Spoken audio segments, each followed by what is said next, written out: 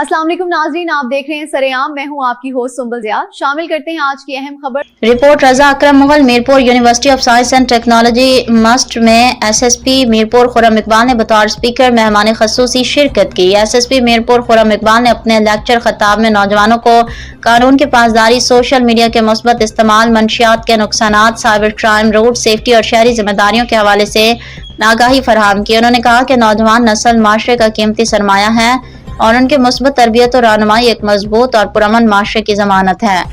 उन्होंने तलबा पर जोर दिया कि वो तालीम के साथ साथ अपने अखलाकी और समाजी जिम्मेदारियों को भी समझें और माशरे में मुस्बत किरदार अदा करें। लेक्चर के दौरान तलबा ने भरपूर दिलचस्पी का इजहार किया।